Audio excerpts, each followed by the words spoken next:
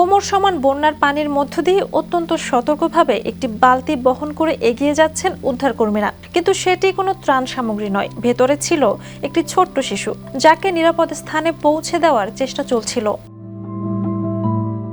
ঘটনাটি ঘটেছে চীনের দক্ষিণাঞ্চলের গুয়াংশি ঝুয়াং স্বায়ত্তশাসিত অঞ্চলের হেংঝু শহরের একটি বন্যা ত্রাণ কেন্দ্রে। সামাজিক যোগাযোগ মাধ্যমে ছড়িয়ে পড়া ভিডিওতে দেখা যায় প্রবল বন্যার পানির মধ্যে উদ্ধারকর্মীরা ধীরে ধীরে এগিয়ে যাচ্ছেন বালতিটি হাতে নিয়ে। প্রতিটি পদক্ষেপেই ছিল সর্বোচ্চ সতর্কতা, যাতে শিশুটির কোনো ক্ষতি না হয়। ভিডিওটি মুহূর্তেই মানুষের হৃদয় ছুঁয়ে গেছে।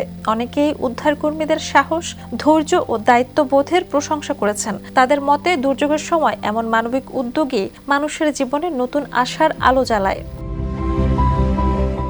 বন্যার মতো প্রাকৃতিক দুর্যোগে শিশু, বয়স্ক ও অসুস্থ ব্যক্তিদেরকে নিরাপদে সরিয়ে নেওয়া সবচেয়ে কঠিন কাজগুলোর একটি।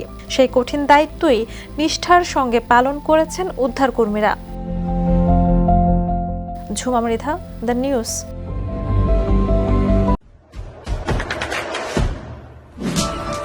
দেশে দেশে সবার সাথে দ্য নিউজ।